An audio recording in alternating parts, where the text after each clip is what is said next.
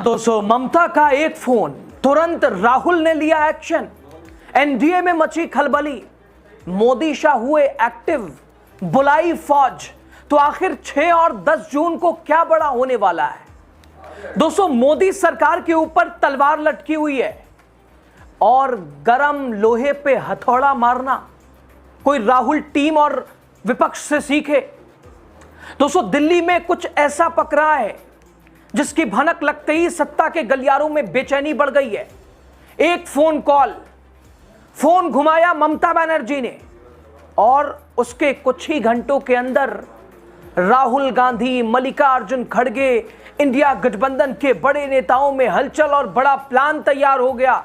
लेकिन कहानी यही खत्म नहीं होती। सबसे बड़ा सवाल यही कि आखिर ऐसा क्या हुआ कि इंडिया गठबंधन की बड़ी बैठक की तारीख सामने आते ही मोदी शाह एक्टिव हो गए। आखिर 6 जून का रिएक्शन 10 जून को क्या होने वाला है? अचानक क्यों प्रधानमंत्री ने पूरी फौज बुला ली? दोस्तों, आपको विस्तार से बताते हैं। वैसे राजनीति में अक्सर मीटिंग से ज्यादा महत्वपूर्ण होती है मीटिंग बुलाने की टाइमिंग, और इस बार टाइमिंग ऐसी है जिसने दिल्ली से लेकर राज्यों की राजधानियों तक राजनीतिक तापमान बढ़ा दिया है। तो आखिर ममता के एक फोन कॉल ने कैसे बढ़ा दी एनडीए की धड़कन? 6 जून को क्या होने वाला है? 10 जून को क्या बड़ा हो सकता है? यानी जून का पहला हफ्ता भारतीय राजनीति की दिशा बदल सकता है। दोस्तों, नीट पेपर, लगातार हर एग्जाम के पेपर लीक हो रहे हैं। धर्मेंद्र प्रधान का बड़बोलापन, पद पे बैठे हैं, कोई कुछ बिगाड़ नहीं सकता। आर्थिक संकट, बेरोजगारी, महंगाई, तेल पेट्रोल की बढ़ती कीमतें, हर मोर्चों पर फंसी सरकार। लेकिन क्या अब राहुल सेना के एक्टिव होते ही बंद होने वाली है दुकान? गुजरात लॉबी जाने वाली है? सब कुछ आपको बताते हैं, लास्ट तक बने रहिए। स्वागत है आपका। तो राजनीति का खास सेगमेंट देख रहे हैं, मैं हूं यासूब रजा। दोस्तों, पश्चिम बंगाल में टीएमसी की हार के बाद अब लेटेस्ट अपडेट आप ले लीजिए। अचानक ममता बनर्जी ने मल्लिकार्जुन खड़गे को फोन किया है। क्यों भाई? दोस्तों, आप जानते हैं टीएमसी की हार के बाद ममता बनर्जी इस बात को लेकर बार बार ये कहती रही हैं कि मैं हारी नहीं हूं, मुझे हराया गया है, किसी भी हाल में हथियार नहीं डालेंगे। इंडिया गठबंधन को लगातार वो कह रही हैं कि अब देखो घायल शेर और घायल शेरनी कैसे होते हैं, बताते हैं आपको। और इसी क्रम में एक बड़ी खबर निकल कर आई है। बंगाल की पूर्व मुख्यमंत्री ममता बनर्जी ने कांग्रेस के राष्ट्रीय अध्यक्ष मल्लिकार्जुन खड़गे को फोन किया। दोस्तों, दरअसल 6 जून इस तारीख को लेकर पिछले काफी दिनों से चर्चाएं चल रही हैं।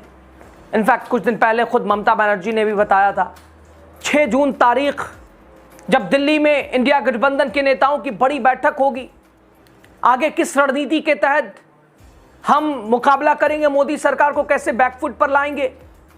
हर मोर्चों पर फंसी और फिलहाल कॉकरोच और लगातार जेनजी सड़कों पे है, प्रदर्शन हो रहा है।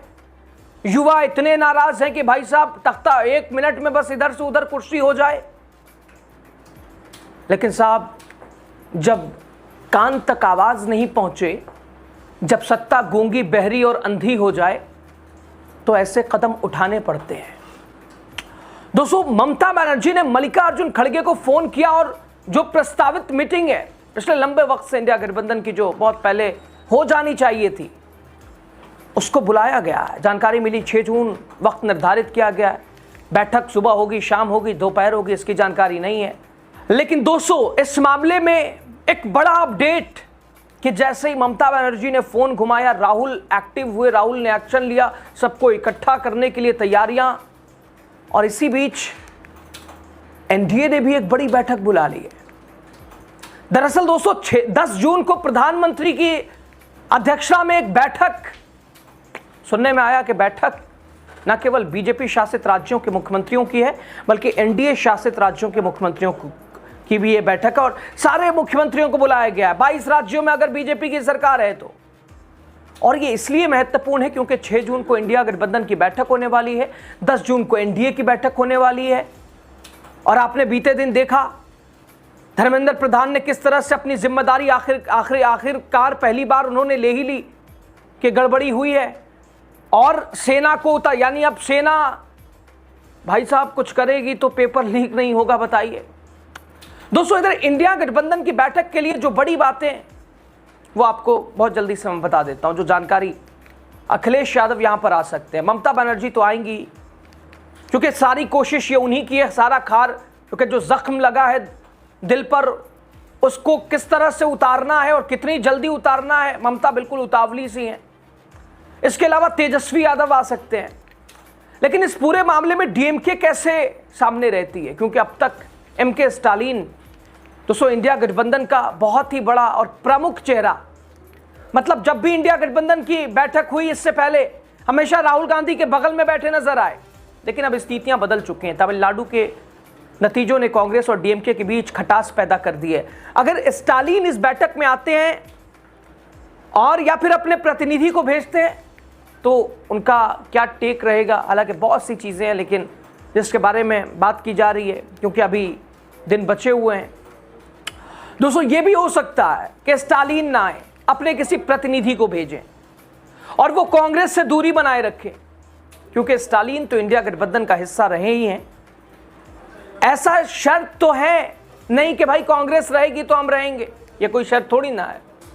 हालांकि दोस्तों अभी तमिलनाडु में हाल फिलहाल कोई चुनाव नहीं होने हैं, तो स्टालिन क्या अपने आप को इंडिया गठबंधन से अलग कर लेते हैं, ये देखने वाली बात होगी। दोस्तों इस बीच बड़ी जानकारी कि नवीन पटनायक को लेकर लगातार चर्चाएं हम सुनते रहते हैं, क्या हाल हुआ उनके साथ और बीजेपी ऐसे दलों के साथ क्या करती है। नीतीश कुमार उदाहरण है आपके लिए। नवीन पटनायक भी अचानक से ईवीएम की बातें करने लगे हैं, वोट चोरी का जिक्र करने लगे हैं।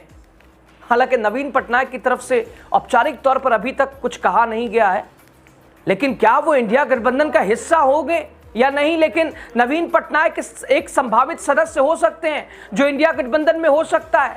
आने वाले वक्त में अपना भविष्य तलाशें। दोस्तों एक और जानकारी कि जो एनडीए की बैठक बुलाई गई है, एनडीए की बैठक में न केवल 12 सालों में जो सरकार का पूरा कामकाज रहा है उसको लेकर चर्चा होगी, बल्कि विकास योजनाएं जमीन पर पहुंची हैं या नहीं, किसको फायदा हुआ है, इस पर चर्चा।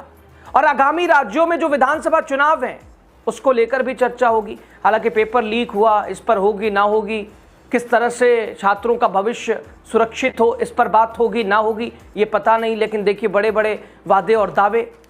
दोस्तों इंडिया गठबंधन की अगर बात करें तो अब पंजाब में इलेक्शन होने वाला है। आप सब जानते हैं पंजाब में इंडिया गठबंधन जब बना था 2024 के वक्त, तो दिल्ली में कांग्रेस और आम आदमी पार्टी मिलकर चुनाव लड़े थे। और जैसे ही 2024 का लोकसभा चुनाव खत्म हुआ, उसके नतीजे आए, आम आदमी पार्टी अलग हो गई कि हम पंजाब अब अपने हिसाब से हमें लड़ने दिया जाए। हरियाणा में भी वही हुआ। अब बड़ी बात यह कि क्या आम आदमी पार्टी का कोई प्रतिनिधि आएगा, क्योंकि इससे पूर्व अगर देखा जाए तो इंडिया गठबंधन की कोई भी बैठक होती है, प्रेस कॉन्फ्रेंस होती है तो संजय सिंह जरूर आते हैं। तो देखना ये कि डीएमके और आम आदमी पार्टी का क्या स्टैंड रहता है। बाकी सारे तो एकजुट दिखाई दे रहे हैं, क्योंकि औपचारिक तौर पर इंडिया गठबंधन का हिस्सा आम आदमी पार्टी नहीं है। लेकिन आम आदमी पार्टी, अरविंद केजरीवाल वही बोलते हैं जो राहुल गांधी या इंडिया गठबंधन जो विपक्ष का मुद्दा होता है, और गठबंधन आगे की रणनीति तय करेगा अगर वो आते हैं तो। उम्मीद है कि वो भी आएंगे। तो ममता बनर्जी का इसमें क्या रोल रहेगा, क्योंकि ममता बनर्जी कह चुकी हैं कि नेता के तौर पर वो इंडिया गठबंधन को मजबूत करेंगी, वहां का बदला अब यहां दिल्ली में लेने की कोशिश करेंगी। ममता बनर्जी कह चुकी हैं कि वो देश के अलग अलग हिस्सों में जाएंगी। किसी यात्रा को निकालने का कार्यक्रम है क्या, क्योंकि अभी ममता बनर्जी अपनी पार्टी को मजबूत बनाए रखें, ये भी उनके लिए चुनौती है। खैर आप कह सकते हैं कि आने वाला जो जून का महीना है, पहला हफ्ता है, 1 तारीख से 10 तारीख, बहुत ही हाई वोल्टेज राजनीतिक गहमा गहमी होने वाला है। पहले 6 जून को इंडिया गठबंधन की बैठक होगी, उसके बाद 10 जून को एनडीए की बैठक होगी। अच्छा, अखिलेश यादव इंडिया गठबंधन को लेकर इकलौते नेता हैं जो हमेशा प्रयासरत रहते हैं। अखिलेश यादव बाकायदा बंगाल गए थे, बंगाल में उन्होंने मतलब दीदी को भरोसा दिया। चुनाव से पहले भी बंगाल गए, ईडी के छापे पड़ रहे थे, बावजूद उसके चुनाव के बाद भी बंगाल गए ममता बनर्जी से मिलने। अखिलेश यादव दोस्तों, ममता बनर्जी को तो अरविंद केजरीवाल का भी साथ मिला था, केजरीवाल ने भी रैलियां की थी बंगाल में, खासतौर पर दिल्ली एनसीआर के लोग जहां बसे हैं उनको इन्फ्लुएंस करने के लिए ममता बनर्जी के लिए प्रचार। तो फिलहाल ममता बनर्जी फोन कॉल कर रही हैं, उन्होंने लगातार कप्तानी संभाल रखी है। तो ये मान के चलिए कि जो नहीं अब तक आते थे कांग्रेस के नाम पर, वो भी प्रदेश वाले क्षेत्रीय जो पार्टियां वो भी आने को, यानी 35 से ज्यादा दल इंडिया की बैठक में शामिल होंगे। अब दोस्तों आप कह सकते हैं कि ममता बनर्जी इंडिया गठबंधन की बैठक बुलाए जाने को लेकर काफी उत्साह में है और वो लगातार प्रयास कर रही हैं इंडिया गठबंधन की मीटिंग कराने के लिए, लेकिन इससे पहले उन्होंने कभी कोई प्रयास नहीं किया। इनफैक्ट ममता बनर्जी की पार्टी की तरफ से लगातार बयान आते रहे कि राहुल गांधी को इंडिया गठबंधन के नेता के तौर पर प्रोजेक्ट नहीं किया जाना चाहिए, ममता बनर्जी को प्रोजेक्ट किया जाना चाहिए। ममता बनर्जी पर भी यही सवाल उठ सकते हैं कि आम आदमी पार्टी ने किया जो पंजाब में कांग्रेस के साथ, ममता बनर्जी ने भी उस मुंह से बाहर थोड़ी ना निकल पाई। बीजेपी और टीएमसी के बीच के वोट शेयर का है मामला, और फायदा 1% कई सीटों में अगर कांग्रेस के साथ ममता बनर्जी गठबंधन कर लेती, लेफ्ट को भी अपने साथ ले आती, तो फर्क तो पड़ता कुछ ना कुछ। लेकिन ममता बनर्जी ने अकेले चुनाव लड़ा था। यानी दोस्तों ममता बनर्जी ने आज़ादी से अकेले चुनाव लड़ा, अपने साथ किसी को आने नहीं दिया, और अब जब हार गई तो देखिए सबको इकट्ठा करने के लिए, यानी एक सबक के तौर पर भी इसे देखा जा रहा है। वैसे एक दिलचस्प बात दोस्तों, जो भी क्षेत्रीय पार्टियां हैं, चाहे ममता बनर्जी हो, चाहे आप और भी आरजेडी, बहुत सारी पार्टियों का, क्षेत्रीय दलों का जिक्र कर लीजिए, अगाए बगाए वो कांग्रेस की आलोचना करती रहती हैं, जो कि करनी भी चाहिए। हम लोगों को उससे क्या ही फर्क पड़ना। लेकिन महत्वपूर्ण यह है कि जब भी किसी को बैठक में बुलाना होता है, बैठक में चर्चा करना होता है, तो आपको कांग्रेस से बात करनी पड़ती है, क्योंकि सब जानते हैं कि कोई इस बात को एक्सेप्ट करे ना करे, सबसे बड़ी पार्टी तो विपक्ष की कांग्रेस ही है। और आने वाले वक्त में भी जब भी चुनाव होगा, जब भी बीजेपी से मुकाबला होगा, तो कांग्रेस ही आगे होगी। मुख्य मुकाबला बीजेपी कांग्रेस ही होगा, इंडिया गठबंधन वर्सेस एनडीए ही होगा, और उसमें जाहिर तौर पर कांग्रेस सबसे बड़ी पार्टी होगी। कल भी थी, आज भी है और कल भी रहेगी।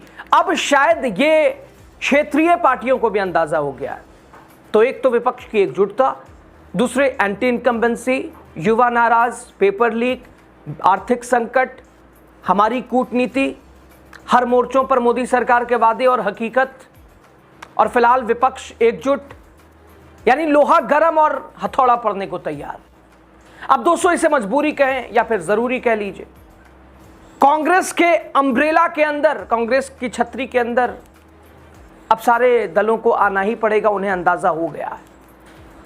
और इसके बीच एक और सबसे महत्वपूर्ण बात, दक्षिण में भी लगातार विजय थलपति के खत को देखते हुए भी मजबूती की बात की जा रही है। संभवतः इंडिया गठबंधन में एक बड़ा नाम वो भी शामिल हो सकता है, और 6 जून की वो तारीख होगी, एक बार फिर थलपति दिल्ली आ सकते हैं, और इंडिया की एकजुटता तब और दमखम के साथ दिखाई देगी। लेकिन सबसे महत्वपूर्ण यही कि इतनी बेचैनी क्या एनडीए को कि इंडिया गठबंधन की बैठक के बाद ही सीधे ऐलान कि भाई सारे मुख्यमंत्री आए दिल्ली और बड़ी बैठक प्रधानमंत्री की अध्यक्षता नेतृत्व में। तो दोस्तों निगाहें 6 जून और 10 जून पर टिकी हैं। एक तरफ इंडिया गठबंधन अपनी बिखरी हुई ताकत को जोड़ने की कोशिश करेगा, लगातार चूंकि घेरने की कोशिश मोदी सरकार को, पहले से हालांकि फंसी है सरकार। दूसरी तरफ एनडीए अपने कुनबे को एकजुट दिखाने की कोशिश करेगा। दोस्तों सबसे बड़ा सवाल, आखिर विपक्ष की बैठक की घोषणा होते ही सत्ता पक्ष को इतनी जल्दी अपनी ताकत का प्रदर्शन करने की जरूरत क्यों पड़ गई? क्या सिर्फ एक सामान्य राजनीतिक बैठक, या फिर बीजेपी को भी महसूस होने लगा है कि आने वाले दिनों में विपक्षी एकता की तस्वीर बदल सकती है? क्योंकि राजनीति में सहयोग कम होता है और संकेत ज्यादा होता है, और जब एक बैठक के जवाब में दूसरी बैठक बुलानी पड़े तो बताता है कि मुकाबला अब सिर्फ चुनावी नहीं बल्कि नैरेटिव का भी है। आज बीजेपी के पास सत्ता है, संसाधन है, संगठन है, पावर है, लेकिन दूसरी तरफ बेरोजगारी, महंगाई, पेपर लीक, किसानों की नाराजगी, कई राज्यों में घटना, जनाधार जैसे सवाल। और यही वजह है कि 29 की लड़ाई का ट्रेलर इसे देखा जा रहा है। विपक्ष कोई समझौता करने के मूड में नहीं है। खैर बहरहाल इस पूरे खबर और विश्लेषण पे जो भी आपकी राय हो दीजिएगा।